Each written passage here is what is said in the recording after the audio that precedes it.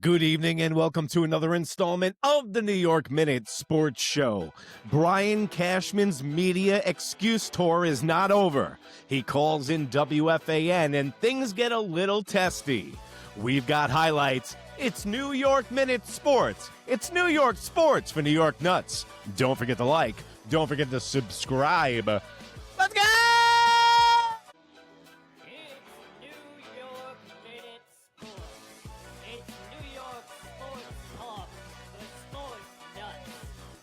All right, guys, how about yourself? Excellent. Let me start with the manager, who is a good manager. You said that as well at the press conference. But I wonder, Joe Torre was here for 12 years. Joe Girardi was here for 10 years. Is there an expiration on the amount of time the same voice can be heard in the room? And was that a thought at all in the days after losing Game 4 to Toronto of moving on? And as I said, I just think that winning is the goal, but it's not a given. It's something we're trying to obviously push through again. In his case, it would be the first time. I've won with Girardi and I've won with Torre.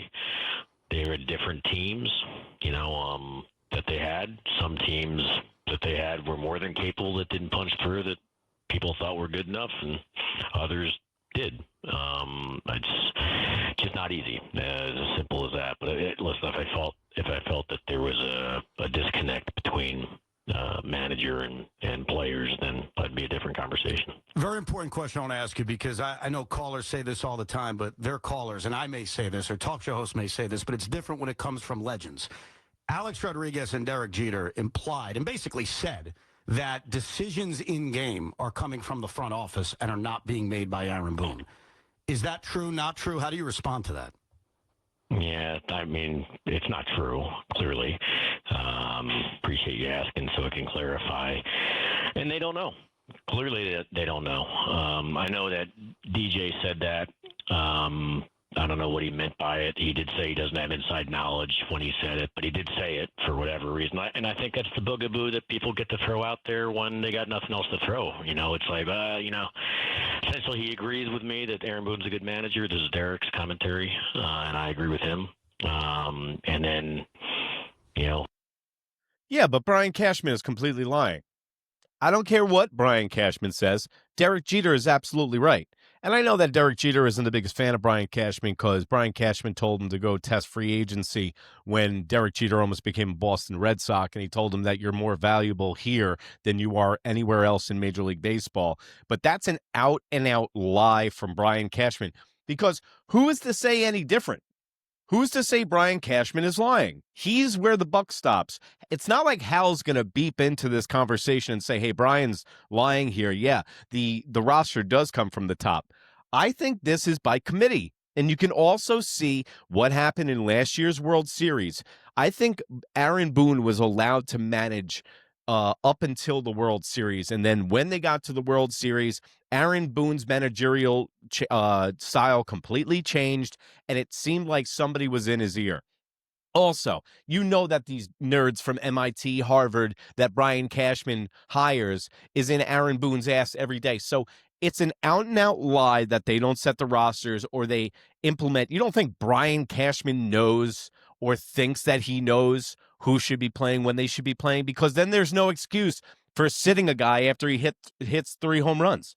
There's always the boogeyman of other people are making the calls.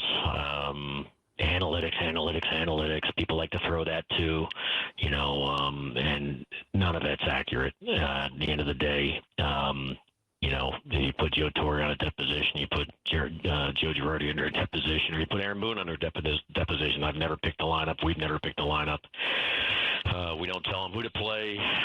We don't tell them who to pitch, whether it's the pen or the rotation. We do have conversations, like every organization, about what's best at times. In our opinion, their opinion, they'll ask. Brian Cashman is lying his ass off. He's never set a lineup with Aaron Boone. That is absolute, utter bullshit. He's lying to you. I don't care what he says. He's trying to act like we're conspiracy theorists. What did I tell you about the Yankees gaslighting? This is in full view.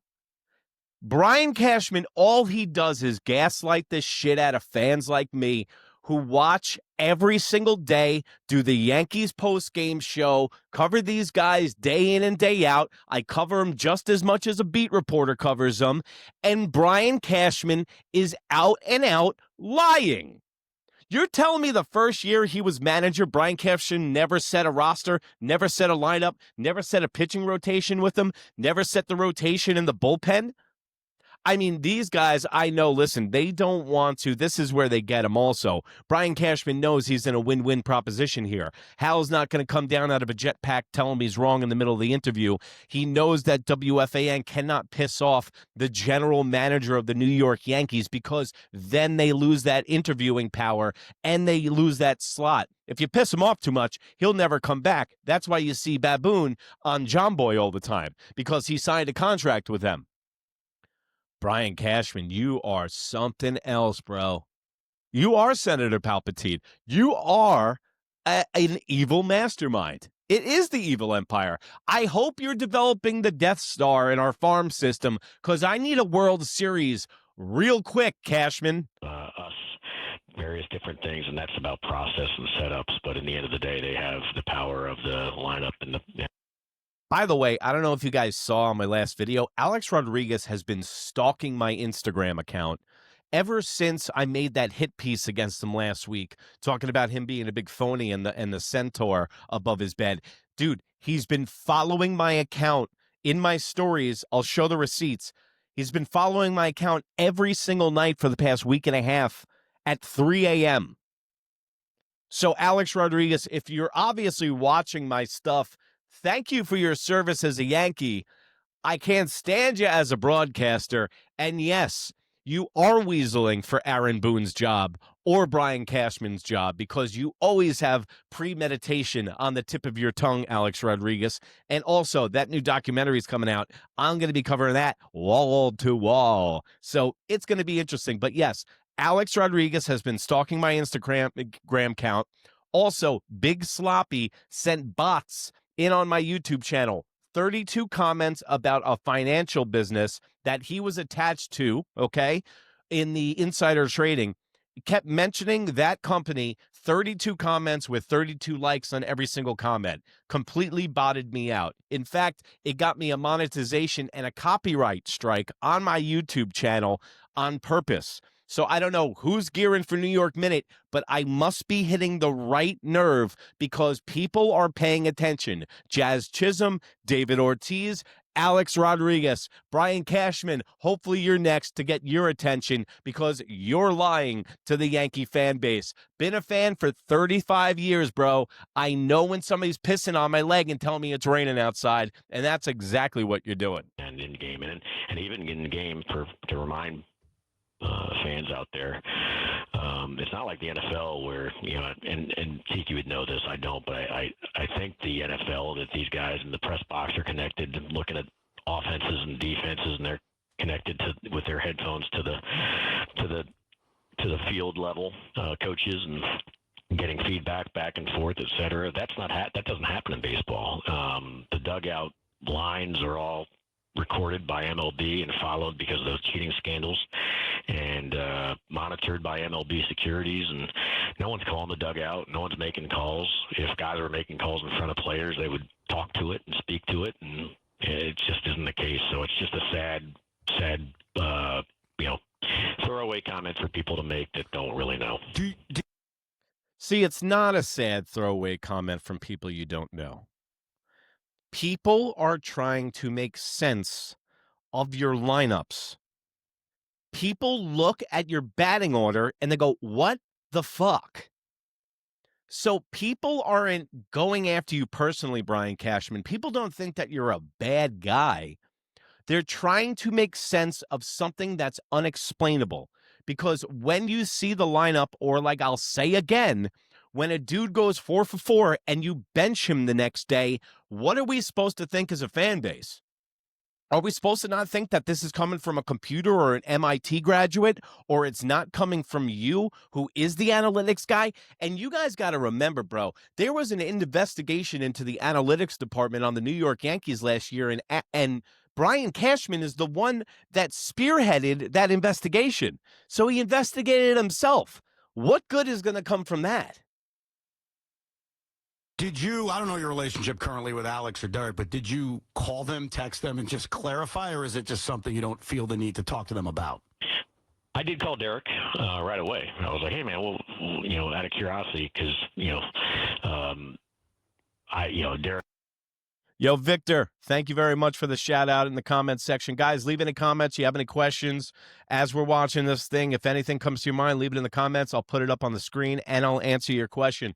But Victor, I appreciate the support, bro. I appreciate everybody that watches this show, guys. You guys made it to the fact where I've actually had to change professions and put more time and effort into this because it's grown so fast. So, Victor, people like you and the people that have been watching since day one, I really appreciate you guys. And that's not just blowing smoke up your ass. And that's just not Brian and Aaron Boone excuses, guys. I really mean it. Thank you so much. I think would represent to you because I'm a pretty strong straight shooter with everybody I deal with. And so I was like, Derek, I'd never lie to you. I was like, do you think this? Do you believe this? And he said, no. If you watched, I said, I have no internal knowledge of this. I was like, I know, but you said what you said, and that's how it played. And he said, well, I feel Boone gets too much blame. So, he just, from his perspective, was trying to blend it without putting meaning to what he meant. And he didn't really tell me after that what he meant, but outside of pointing out that I did say I had no internal, information there. And so then I just said, well, for my edification, I'm going to just share that at no time have we ever done the lineups. If at no time has anybody dictated from Brian. I mean, this ain't a 1-900 number if they even have those anymore. This ain't a sex talk line. Back the receiver away up from those lips, from those lying lips that you got, bro. You're killing me. Any chair other than the manager's chair who to play. Sorry about all that stuff. And those are the truth. I said, the only thing I care about, I said in the press conference today, is to have people in place that have good, strong processes, do the work, are prepared, playing different, running through the different scenarios that could come at them in game when because when the bullets are flying, they're flying fast and the reaction times are slow. So you need to be prepped for all that stuff, and you need to think through your lineups and what you're doing with them, and where you're slotting guys and why, and who to play this day versus that day. All this stuff you dissect on the radio and they do in social media, and the fans love to get into. But in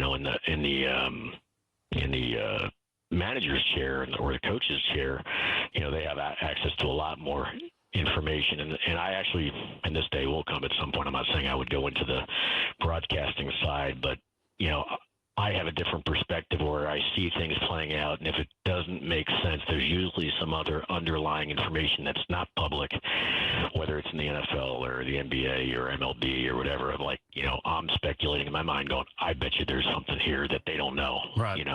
That everybody else is going back and forth, managers covering, head coaches covering, or they don't want to give. There's various reasons, personal reasons not to say, but again, I think that when a lot of times this stuff happens, it just plays out inaccurately. You get paid to have an opinion, but you don't have access to all the information. And sometimes you give a good opinion, and then sometimes you give a really lousy one. Well, Brian brings up a good point. Yeah, we aren't abreast of all the news that's going on in the Yankees organization. Absolutely. I wish that we had more information.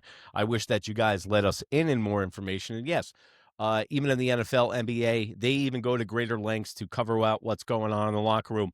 But is Brian Cashman hinting at something? See, this is the thing. Brian Cashman likes to play both sides of the coin because, yes, he's like, I'm being straightforward with you. And then he says, just like in your window, kind of like, so did he just insinuate that there was a problem in the locker room this year?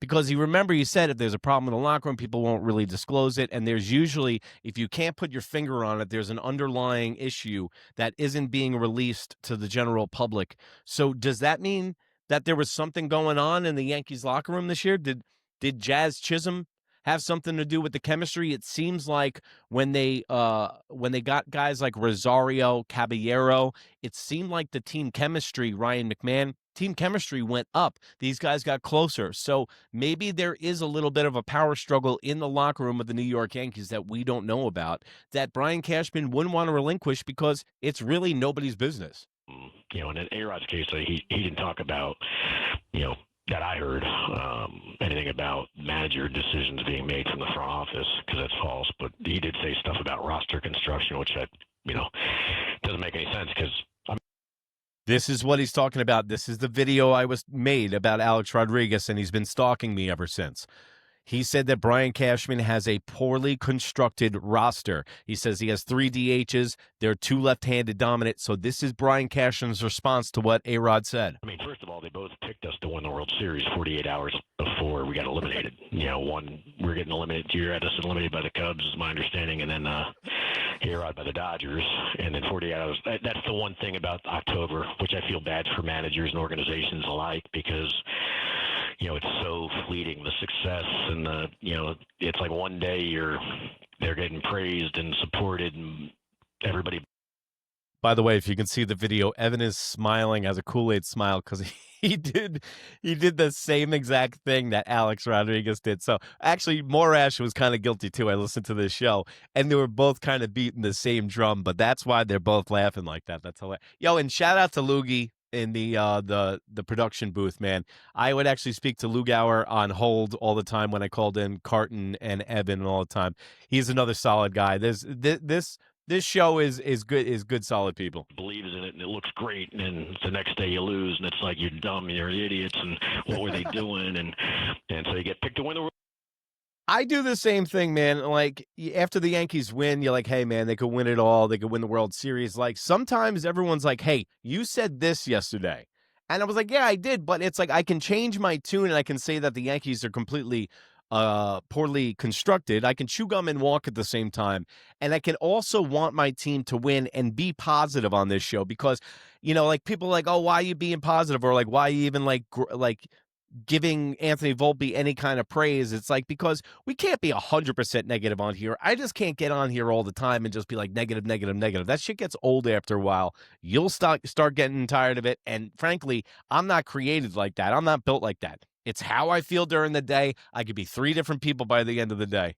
And that's like Brian Cashman today, because he's a completely different guy. The reason I went to this WFAN interview is because Brian Cashman has a little more wiggle room to talk, and he actually feels a little more verbose with these guys. World Series on Fox, and then you get slaughtered 48 hours later by Fox, by the same people that they played here. And A-Rod had a great career.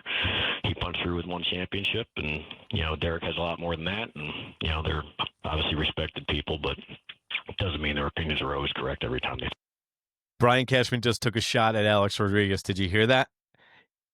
Listen to this. Championship, and Derek has a lot more than it's like one day they're getting praised and supported, and everybody believes in it, and it looks great, and then the next day you lose, and it's like, you're dumb, you're idiots, and what were they doing? And so you get picked to win the World Series on Fox, and then you get slaughtered 48 hours later by Fox, by the same people that they played here. And A-Rod had a great career.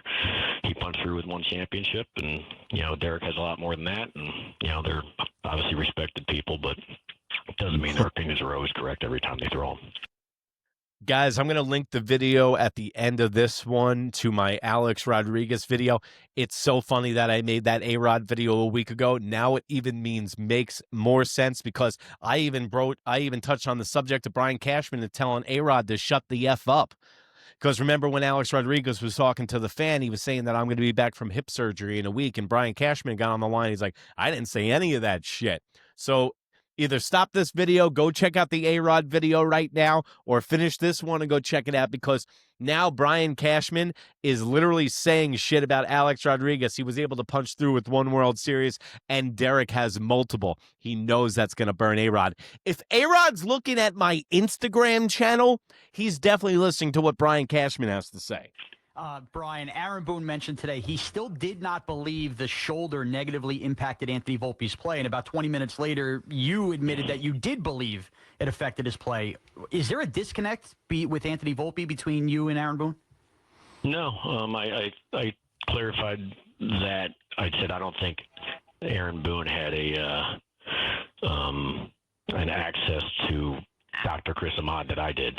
So I had a conversation with Chris about the surgery and the complications. It was more complicated than the MRI would have revealed, and I can't speak. I don't think Aaron had access to that information. So I choose, and it does.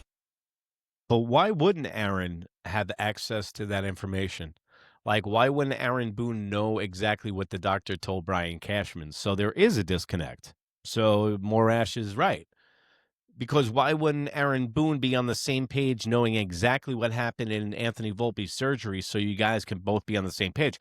That sounds like you're on separate pages. Doesn't mean we both could be right. He could be like, hey, because he was dealing with the player and, on the ground floor here and the communications about how he's feeling and I'm 3 floors.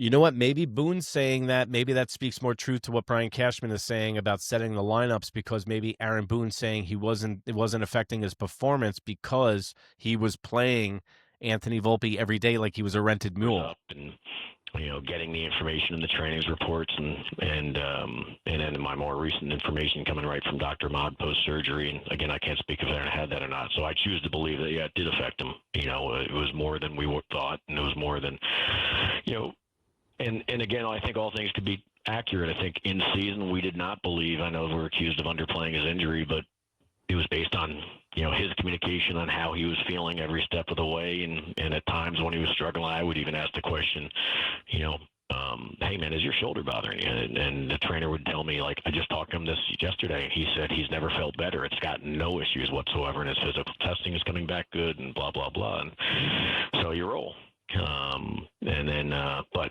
The performance was certainly up and down and lesser than even he's would have been capable of it, in my opinion. And then after the season, if you asked me in June if we had a surgery coming, it wouldn't have been on the table. Now we did have a surgery, and it was worse after you open him up on the non-throwing shoulder than which you still need for a swing of the bat, and the worse than the MRIs reflect. So you. Also, if you have a torn labrum in either shoulder, I have a torn labrum in my left shoulder. It is excruciating pain. You're never the same. I rehabbed it. I did everything. I heard it playing college lacrosse. It's never the same. My shoulder falls out of place now, okay? It comes out of the socket when I go to blow my nose sometimes. It happens about 3 times a year.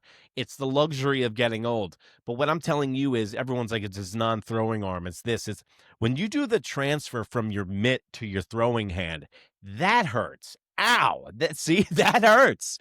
My shoulder hurts all the time. So think about trying to play professional sports, even at that age. And Anthony Volpe's been playing baseball for a very long time, even though he's a young kid. It hurts all the time, no matter what you do, and it will affect you. It's going to affect, if he's a right-handed bat, and it's not his throwing hand, so it's his left arm, it's his left shoulder, just like mine, with a torn labrum. When you finish on that bat, that leadoff hand, that left hand is one of the most crucial hands. In a baseball swing and a golf swing, those are your forehand, your backhand is the strongest part of the swing. So that will definitely affect it. And I don't know why Brian Cashman and Aaron Boone are singing 2 different songs on this one, because I don't know what the hell he's talking about. Treat the patient, then they treat, and then you treat the MRI, and then ultimately you still have issues. You open them up, and so I choose now to lean into. I think it definitely had to have an effect on this season, and I don't think there's a disconnect with me and Booney. I don't know if he actually had the access to Ahmad's information. I heard his presser before you, but in fairness, I didn't. Brian Cashman's got 4 rings, guys. Bob Watson won in 96. All the other rings of the dynasty belong and are under Brian Cashman. That's right, folks. Every single championship except for 1996, Brian Cashman is responsible for, because I saw this question in the chat. How many championships does Brian Cashman have? He's got 4. I didn't talk to Booney about. Pretty good. Ahmad talked to me about. There's only so much time in the day when we're doing all this heavy lifting. So that could be on me. Now, when it comes to Volpe, and you mentioned asking him about the pain, we had a couple years ago the Anthony Rizzo concussion situation, and then this year, of course, lighter for a couple days with whatever was going on with his kneecap and the forearm with Clark Schmidt. Do you guys think you're putting a little too much trust in what the players are telling you, pain tolerance-wise, in terms of how these injuries are being handled? No, I don't. I think that's the way it's done anywhere and everywhere, and we have an excellent medical team, and we are in the area of New York where we have. But see, that's what Morash is asking. He goes, no, we have a good medical team. Okay, so Mark Leiter Jr. was misdiagnosed. Anthony Rizzo was allowed to run around for the last 3 months of a season with his brain scrambled. And Anthony Volpe's had a torn labrum all year. Also, you guys got to remember, man, I get it. I'm a hothead when it comes to sports and all that stuff. And I read in the comments, like Anthony Volpe was hurt. He should have said something. Do you remember your first job? Okay. Do you remember being a 23-year-old kid at your first job? Do you remember how terrifying it was to speak up? I'd usually be working on construction sites, so speaking up was a death sentence if you wanted to get made fun of all day long. On a fishing boat where I worked for 5 years, if you spoke up or if you tried to bust anybody's balls being in your low 20s, you were probably going to be fish food at the end of the day. So think about Anthony Volpe. He's worried about losing his job, the pressure in New York, his dad's fighting guys in the stands, all of that into consideration. Do you think Anthony Volpe is going to be 100% on his injury with the trainer and the training staff? That's when it takes a manager who's locked in and knows when a guy is telling him if he's okay or he's not okay. Because Anthony Volpe, if they had any question about him being hurt and Brian Cashman knew, why the fuck do you play him every day?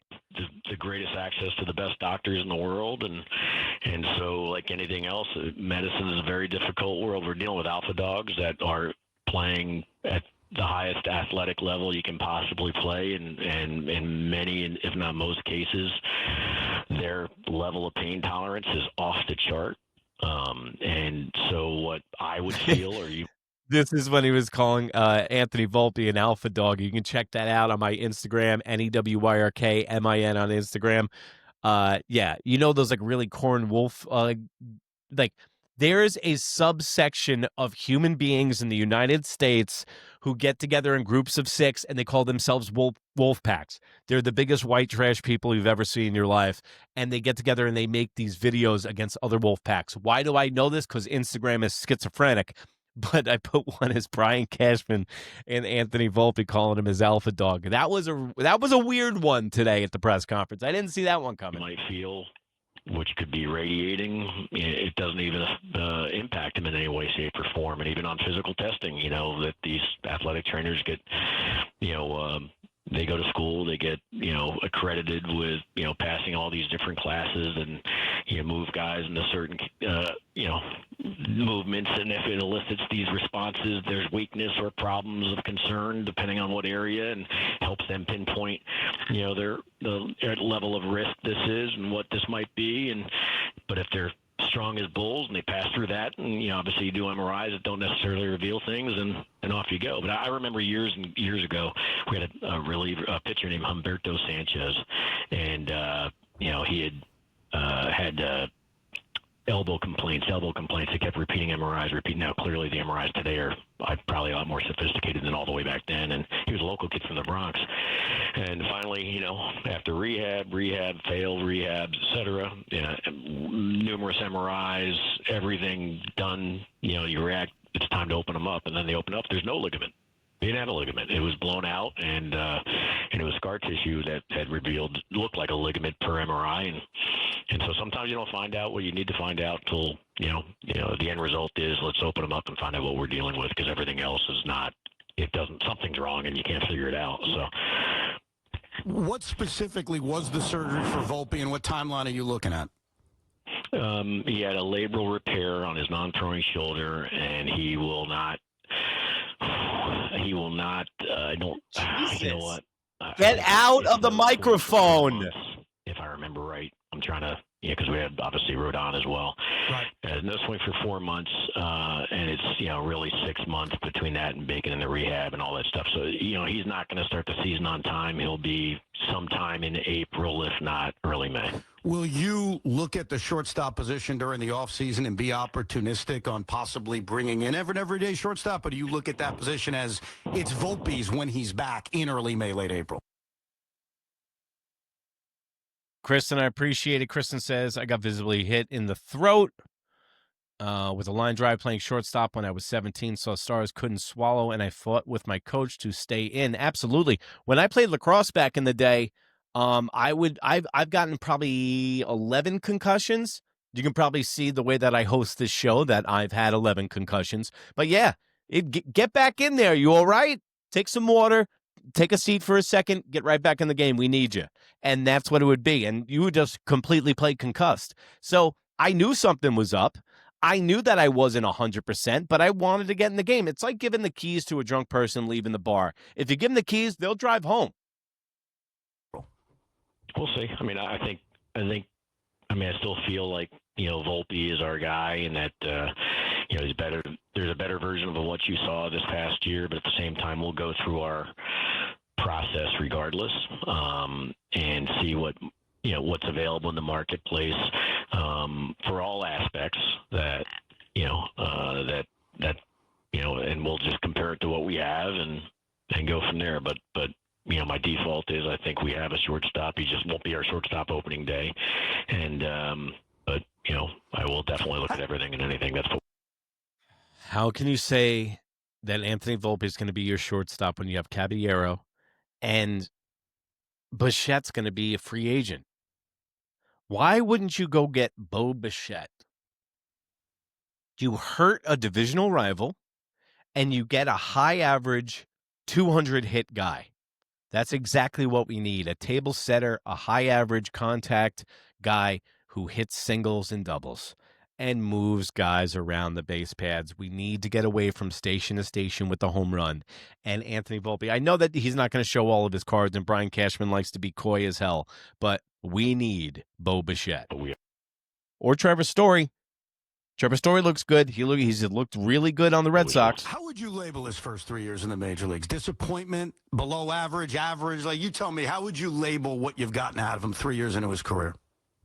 Some good times and then some difficult times. I talked about it in the press conference today, whether it's, kind of equating it to these NFL quarterbacks. Some become busts and don't live up to it. Some, take more time. They're supposed to be the franchise, and then Baker Mayfield moves on, or Daniel Jones moves on, or Zach Wilson moves on, or whomever. Zach's not going to be good, Brian. Don't start with me about this. Zach Wilson stinks. Come on now. I'm throwing names out there. It doesn't mean they're accurate, but bottom line, he's a 24-year-old first-round pick that had a lot of success, a lot of belief is there. He is. But that's a really bad analogy for Brian Cashman because he's using examples of quarterbacks that were with really poorly run franchises and then went on to be successful. So, Brian Cashman, are you indirectly saying that Anthony Volpe will be good after he leaves the New York Yankees? What do you think? Let me know in the comments below. Wired properly. He's not the city isn't too big for him. That's not part of the reasons why he had struggles this year. And so, I personally still think without, going through our pro scouting assessments and getting all our coaches' feedback and everything else that we would normally do, I still believe that this player can positively impact us on a consistent basis as we move forward.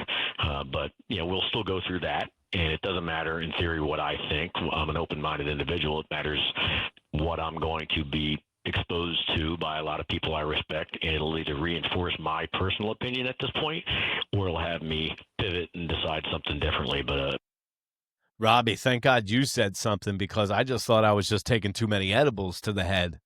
Because Brian Cashman hasn't said anything. He maybe said something for like a minute and 30 seconds out of the 15:37 that's transpired so far, by the way. Doing this live, I'm going to have a nice little package show for you guys of this afterwards, make it a little more concise for you. But Brian Cashman, if you just joining us live here on New York Minute, don't forget to like, don't forget to subscribe. Brian Cashman Post-game conference on WFAN with Evan Roberts and Morash. But I believe, he's worth believing in and worth, walking through fire with, notwithstanding, obviously, having a difficult 2025. Luke Weaver implied during the Toronto series that there were, quote, internal factors for his struggles. What do you think those internal factors were, and are you interested in a return with Luke Weaver? We haven't gone through our pro scouting stuff. Yeah, he's speaking to.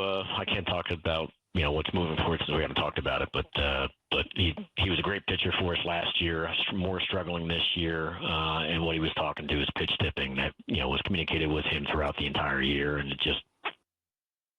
I said this before. He was tipping pitches. And what happens was at the end of the year, they probably got news that he was tipping the pitches against the Blue Jays because the Blue Jays owned him. Word got out in the AL East, right? So what happens is they tried to work a different slot or tried different mechanics with Luke Weaver. And if you've ever taken a golf lesson before, they literally tell you not to go play golf right after taking a lesson. Take 3 lessons and then go play a round of golf because you need to get the muscle memory down. So I think they were trying to fix Luke Weaver on the fly because of his tips. What he would do is he'd get into the game. He'd be so preoccupied about his mechanics and not tipping off the pitch, he wasn't able to concentrate on the task at hand, which is pitching strikes. Okay. So he was worried about that. Then he would start getting lit up. He would give up 2, because how many times did he come into the game? He'd give up 2 hits immediately, or he'd walk 2 people immediately. There'd be 2 guys on base. And then what he would do, he'd go right back to his old style. He would start tipping pitches. The other team would start picking up on it. And that's why he gave up a 3-run or 2 home run numerous times this year. Listen, Luke Weaver was a godsend last year, 2 years ago. Should have been a starting pitcher. That's why he was brought into Tampa Bay, but he turned into a reliever. But I think if the Yankees can get Luke Weaver at a price, you like the personality, he can handle the uniform. Also, he was the closer on this team, and they brought everybody into this team to try to make him not the closer. Whether it was Devin Williams, Bednar, Duvall, all these guys that they brought him in and said that he could have been the closer. I don't think Luke Weaver got a fair shot at being a closer. And maybe if he had more of a steady role this year, he could have done better with more consistency. It's not easy. It's easy to identify stuff that other teams can pick up, and it's not necessarily as easy to get them fixed, even though you know what they are, and you partner with the player, and you try to walk through it, try to find different adjustments to, eradicate it. And Robbie, I kind of maybe just answered your question. I just see here because whenever I'm going back and forth from the video and shooting this, I got to go back and forth so I can't see the comments. But Robbie asked, Eric, do you think Weaver is still feeling the hammy? Yeah, like I said, dude, I don't think it's the hammy, man. I think it's, also, let me stop myself, Robbie. It is the hammy, plays a small part into it, because if you know anything, if you ever played athletics, or even if you're walking around your house with a hamstring injury, bro, it's going to be a problem. Also, that hamstring is on his plant foot. So if your plant foot isn't strong in Major League Baseball, you have nothing to push off of. So it all is one and the same, bro. It's the snap on the ball, it's the plant foot, and then it's the torque from the hip. So there is so many moving parts in pitching, and that's why these guys go down all the time. So yes, the hamstring had a little bit to do with it, but I think it was more of tipping pitches, and that's why they think that they can use him, take him apart during the offseason, and get a whole 4 weeks to a month and a half of spring training to get him into a new pitcher. But yeah, good question, Robbie. And unfortunately, that was not a successful venture, but that's what he was speaking to. We're talking about guys. Listen, man. Everyone keeps saying get rid of Brian Cashman, get rid of Brian Cashman. They haven't had a losing season in 34 years, guys. We're getting spoiled. I'm a New York Jet fan, dude. I would kill for a Brian Cashman, somebody in a position of power for 34 years. The Yankees don't win the World Series and we complain. I get it. They're the ones that told us it's World Series or bust. I get all that. They're the ones that have made these expectations. And yes, we have a higher standard being Yankee fans. But Brian Cashman, bro, I know what you're going to say to him. He's a lot of things, but he's not a bad general manager. He's got 4 World Series rings, okay? And there's guys that were the general manager of the Atlanta Braves for years and years, and they only got 1 chip. They had John Smoltz, Tom Glavine, and Greg Maddux as their top 3 pitchers, and they had Chipper Jones, a Hall of Famer, Marquise Grissom, all over the place, Hall of Famer coach Bobby Cox. They won 1 championship in 1995.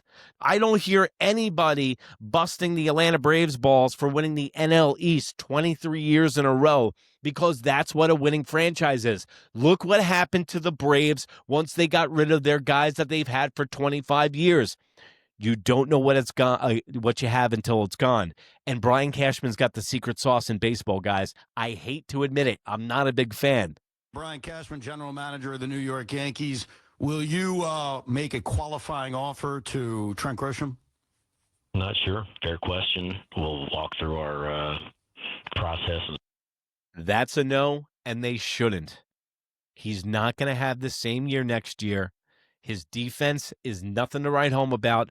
I think people are just trained to say that he's a Gold Glove center fielder, which he's not. He's not even in the top 8 of the American League in defensive center fielders. So that's that. See, I think usually those are around, I think the number is probably about $22 million. He had an amazing year for us, gave us more than we ever. Hold on. Trent Grisham's making $5 million. He's going to dictate $22 million. I'm telling you right now, bye-bye, Trent. Bye-bye. Okay? The highest paid player in Major League in the NHL makes $18.8 million. Okay? Trent Grisham making $20 million is unfathomable.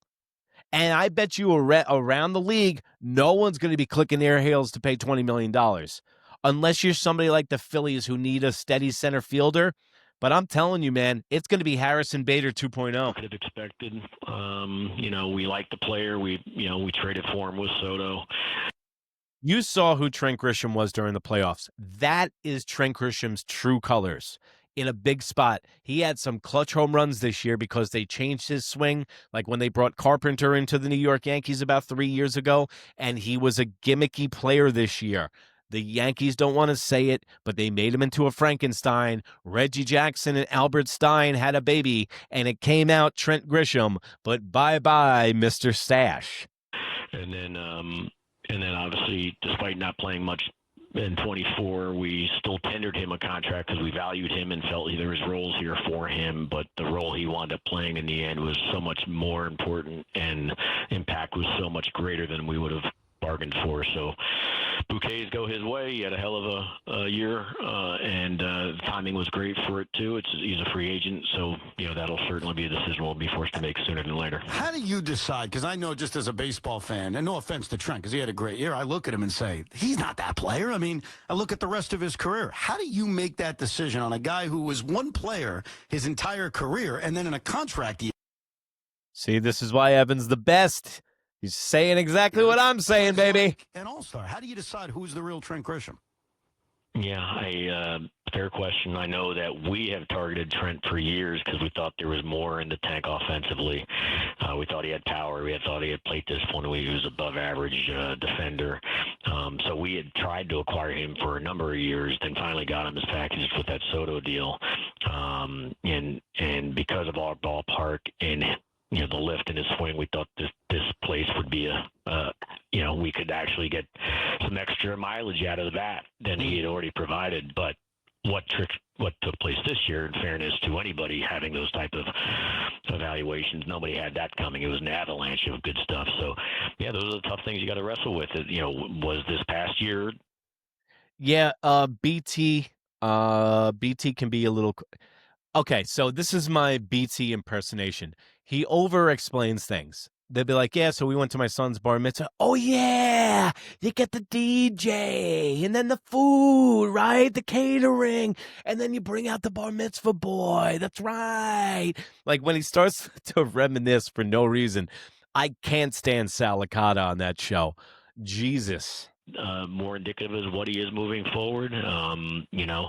Trent, has been a guy with a great reputation in the game, and then had a chance to run things out in this particular arena. And maybe he's unlocked some things. It looked different this year, right out of the gate. I remember Boone, kind of saying to some degree he was his pick to click this year. It was like he liked what he was seeing with the ball off the bat in the spring, and that carried for the next 6 months. And unfortunately, it didn't carry in October. But again, real great appreciation, for him and a lot of the guys that produced in such a significant way to have us navigate out of 24, and we lost a lot in free agency, and trying to remake ourselves and find a different way. And a lot of guys allowed that to happen, whether it was imports or guys from within and stepping up, and he was certainly one of them.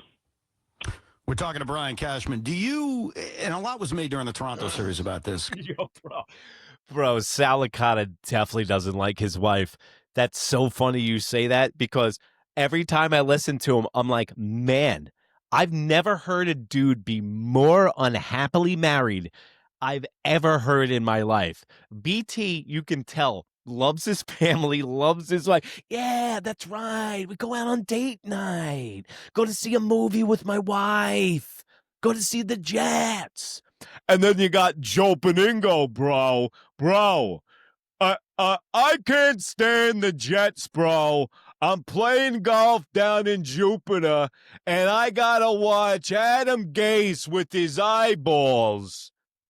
And then he got Mike Francesa. Okay, because listen, I've been listening to this station for years. Okay, listen, feel the power.